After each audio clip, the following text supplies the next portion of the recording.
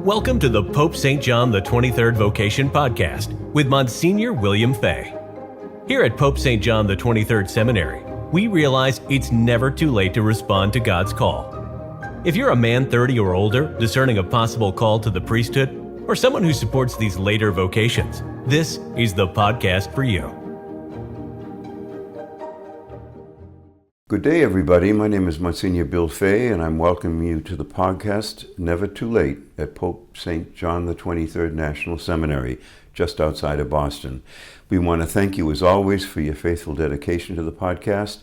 And once again, I'm grateful to be able to welcome a very, very great guest here today, Deacon John Nicholson, who is on the faculty here and is involved in the formation of men to the priesthood, especially with regards to the pastoral dimension of formation. Deacon John, it's a pleasure to welcome you here. Thanks so much. Thank you, Monsignor. It's great to be with you today. Good to be with you as well. Deacon John is a permanent deacon of the Archdiocese of Boston. He's been a permanent deacon for 24 years. He's married, has a very beautiful wife, and has 3 great children. John, talk a little bit about your family, and then we'll go on to talk a little bit about how you came about to come to the diaconate. Terrific. Well, as you mentioned, I have 3 terrific sons. They were actually in elementary school when I was thinking about the diaconate. I had one in high school, so they were relatively young when this was going to take place. My oldest son, Michael, is married to a beautiful young woman by the name of Amanda, and I have 4 grandchildren. Good for you. And Michael is the principal of Xaverian High School in Westwood. My middle son, Stephen, is a doctoral student at Boston University.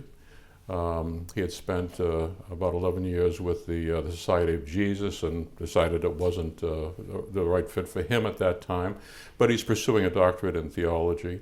And then my youngest son, Joe, had done a year abroad in Rio de Janeiro and met the lovely Miss Juliana, and they ended up getting married 12, 13 years ago, and they live in Rio de Janeiro, and I have 2 beautiful grandchildren in Rio as well. And we try to make an annual pilgrimage down there to see all of them as well. Yeah. And you bring back the most wonderful chocolates. I think I let those live for about 3 or 4 months. I just have one every couple of days, you know. Well, you have far more discipline than I do. And your lovely wife is involved in the life of the church as well in some very direct ways. Mm-hmm, very much so. Yeah, Claire has been, well, first of all, I wouldn't be a deacon without her love and support, because saying yes to a permanent diaconate involves the whole family, and it's her support, throughout these 24 years have been very, very important. But Claire has been she's a very faith-filled person. Currently, she's involved in the Curcio movement. She's part of the board of Curcio, planning for both men and women annually. At one time, she had a prison ministry where she was meeting with women who were going to be released at a certain point in time. And she's my partner as we work with folks who have expressed interest in joining the Catholic faith, and so we facilitate the OCIA program at my parish, and we're blessed to have 12 baptisms and 9 additional people enter the church this past Easter Vigil. Good. As well. So it's been a lot of fun to have the opportunity to exercise ministry with her as well. That's great. For some of our listeners who might not know the acronym, OCIA is? Order of Christian Initiation of Adults. It used to be RCIA, which was the Rite of Christian Initiation. Now it's the Order of Christian. The program itself hasn't changed, just the name evolved.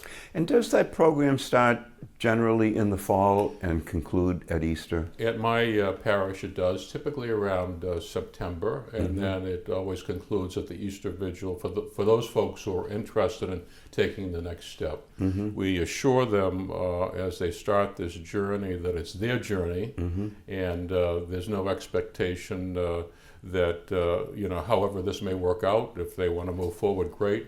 If they're not quite sure, well, we support them, and we'll continue to support them as they discern whether or not they want to enter into the Catholic faith. Yeah, and for listeners who may not be members of the Catholic Church, maybe members of no church, maybe have never been baptized, you could just make contact with your local parish and do some inquiring if you're interested. The Catholic faith is just a beautiful gift from God.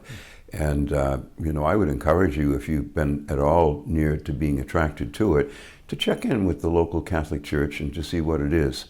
You're involved in formation on so many different levels, and now in formation here at Pope St. John the 23rd Seminary. Talk a little bit about the pastoral work that you engage the guys with. Okay. Well, first of all, it's been a pleasure being here for the last 2 years at Pope St. John. It wasn't part of my plan. I was invited by the rector, Father Brian Kiley, to come and join the faculty, and it's been an honor to journey with these men these last 2 years. I think that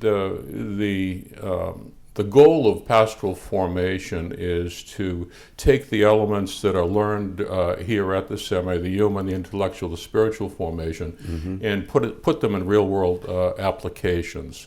We need good parish priests who have great pastoral skills. And I think the types of things that we have the men involved in, number one, give them, hopefully help them build confidence in a variety of situations.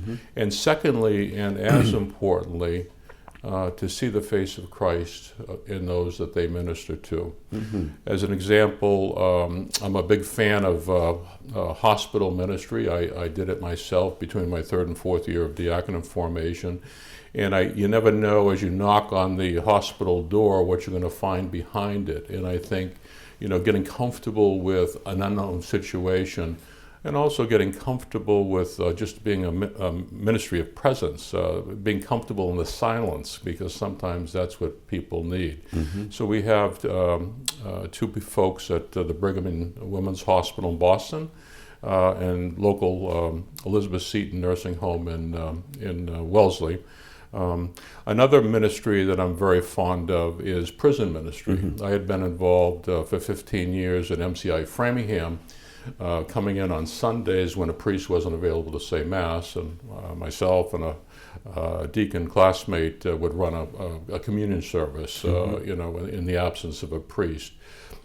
But you really have the opportunity to see the face of the crucified Christ in those that have that are struggling, with all different types of dependency issues or abuse issues and so forth. And I think we have now 4 seminarians at Northeast Correctional Institute, which is part of on the grounds of MCI Concord. And it's an opportunity for them to really get a sense of not only how blessed they are, but the trauma that these men have gone through, and see them more than just a convict, but seeing them as a child of God. And I think that those are 2 examples that are very, very effective. We also have people at the Lowell Food Pantry, working with folks on the margins, but for the grace of God, and I think we recognize that, here I am. I'm so blessed by an accident of birth, and these folks are just struggling, particularly in the economy today too. And of course, last but not least, we have men assigned to parish ministry, teaching confirmation kids. The transitional deacons are spending weekends at a parish for the whole year, learning all about the sacramental aspects and the pastoral aspects of being a future parish priest. So it's a variety of opportunities for them to develop confidence, but also pastoral skills, taking their theological background, their human background that they're learning, and their spirituality, and putting all of this together into practice. And so that's ultimately the goal. And Deacon John matches up each of these men here, whether it's 1st, 2nd, 3rd, or 4th year, matches them up with a supervisor, someone who is skilled and trained, and they actually give us evaluations. In fact, the spring evaluations are coming in, and I've been receiving them from you. That's right. And, I think that's a very important point. We just don't choose a ministry or a location and assign a man. it's extremely important that the men are assigned to a place that has a great mentor, where that supervisor, whether it be a man or a woman or a priest, is a role model for them of how to minister in a very pastoral way as well. So we're very concerned about the quality of mentors, and we've been very blessed with a group of people who are doing a fantastic job. And also, they are recognizing the importance of developing good priests, because being a mentor requires additional work on their part, which they don't have to necessarily undertake. So it's a ministry unto a ministry too, that they're doing this, and I think they're to be commended for that. And those mentors are so important. I often say to the guys here, pray that your first pastor will be that kind of mentor for you. I was very lucky. My first pastor was a priest, God be good to him. He died in the early 1990s, Father Jim Radosha, who came from Somerville. He was spectacular. I was ordained in 1974, and when I arrived, his humility was absolutely striking to me. He said to me, Bill, he said, I was ordained in 1944, so you're coming to me as someone who's had some experience of the Second Vatican Council in your education. Could you help me to understand what that really is all about? And I'll bring to you my experience in the priesthood. So it was just a magnificent relationship from the very beginning. And I've been blessed as a permanent deacon. I've had 3 pastors, and each one of them has been a terrific mentor to me. Yeah. And also, I've been extremely fortunate in the collegial spirit that we share together in ministry too. And it's been that makes ministry fun. Yeah. And I think that you have to find, there's got to be joy in the work that we do. Not without challenges, of course, but there has to be joy. And over these 24 years, God has been good. And for a guy who was reluctant to say yes, God has blessed me in so many different ways. And it's just amazing the barriers, the past that have just opened up as well. Yeah. And it's the God of surprises, to the point that, I wasn't, Pope St. John wasn't on my radar, and here I am 2 years in, too. So, which is great. Talk a little bit about the struggle that you had coming to recognize that it was God's will that you end up in the diaconate. I was 42 years of age. I was actively involved in my local parish council, finance council, Eucharistic minister, and so forth. And one Saturday morning, I remember very, very vividly, I received a call from the pastor, and he said, John, I'd like you to consider becoming a deacon. And I think the phone dropped to the floor, and I picked up the phone and I said, oh really? And I'll think about it. Well, I hung up the phone. Claire was upstairs and said, who called? And I said it was Father John Lizio. I don't know if you remember him. I do remember. And she said, "Did he ask you to become a deacon?" This is totally out of the blue. One of these moments. And through that whole, and then the next week I went to an information session with Deacon Bob Hoagland and Pauline, and this was in June. I had to get the applications into the bishop by Thanksgiving, and all summer long I was saying, I'm not a public person. I'm not the one to stand up and give homilies. There's every reason in the world that I shouldn't be a permanent deacon.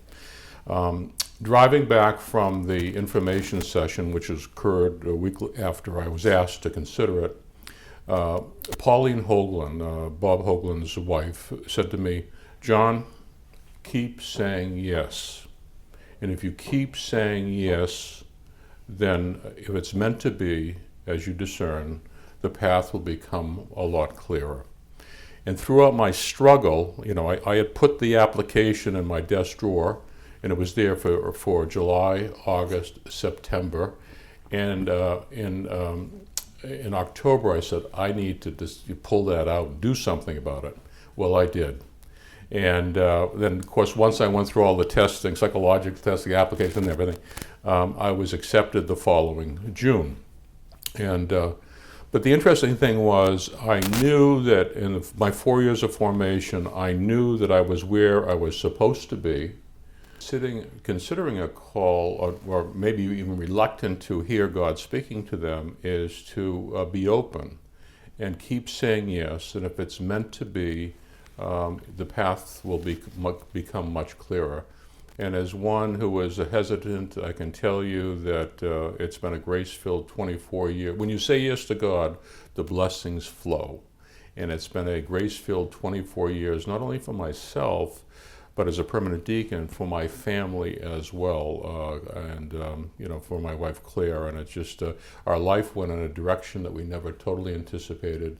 And to those men who are hesitant, your life could go in a direction, such a positive direction, in a way that you never anticipated, because God is good all the time. All the time He is. You've been here now, you're finishing up your second year. What would you think? What was the most surprising thing to you about a seminary for older candidates? I don't know if there was one thing in particular.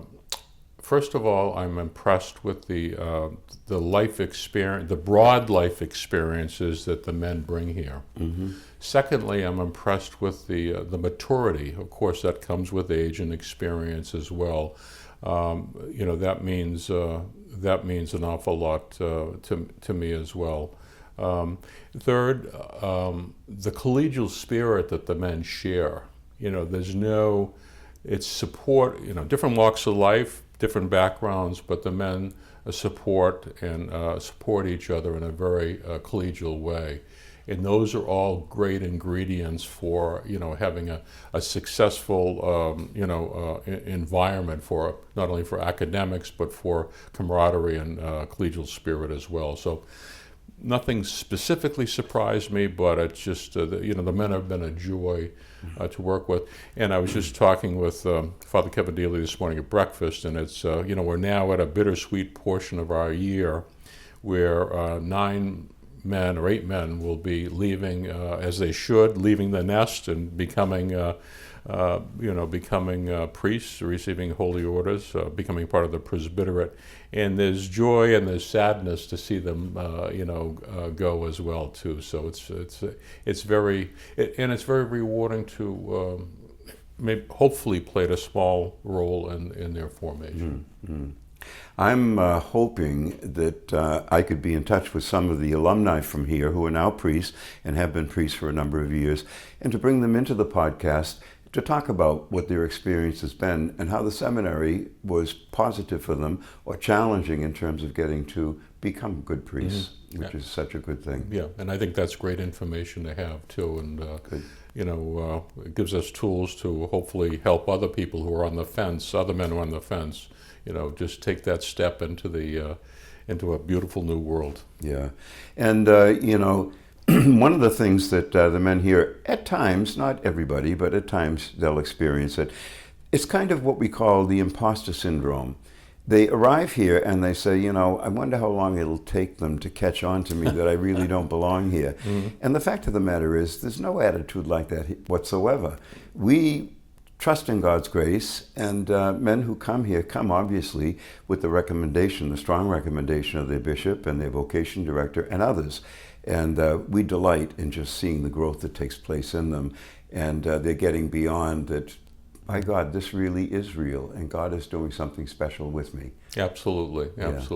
And the same thing happens in the permanent diaconate too. I'm not worthy, when I'm going through formation, and God says, come on, you're going anyways too. Yep. So it's great. great. And it's a real commitment. I don't know if our audience is aware that when you make the commitment to diaconate, you make a commitment that if you're not married, you will not be able to marry. Mm-hmm. And if you are married and lose your spouse, that there's no opportunity to be married. And Cardinal Sean O'Malley, I was ordained by Cardinal Law, but Cardinal O'Malley would always say, pray for your wife. Because if you lose your wife, that's the end of it too. But also the other thing about permanent deacons is we work in the secular. We come from the marketplace, That's and right. we work in the secular world. And I worked in business development for metallurgy for over 40 years as well too. So, and then had the opportunity to minister on weekends, and now I'm kind of semi-retired, so I have the beautiful opportunity to be here, 3 days a week, and as well as my parish ministry in Brookline, Massachusetts. Well, we as a faculty are just delighted that you're here and love the gifts that you're bringing to the work that we do together. And I want to thank you for putting the time aside today, Deacon John, to spend with me and to share your life experience with the audience that's so faithful to us. So those of you who are listening, once again, my deepest thanks to you for your faithfulness, for your prayers for us. I want to say a special word of thanks again to Jerry Usher, a second-year theologian finishing up his second year, who is putting the podcast together for us, editing, taping, and editing it. And to Rita Casey, who will make sure it gets out into the marketplace and can be heard by all of you. God bless you all, and we look forward to being with you at our next gathering. Thank you for listening, and be sure to check out our website at www.psjs.edu. Remember, the first step to answering God's call is making the call. 781-899-5500.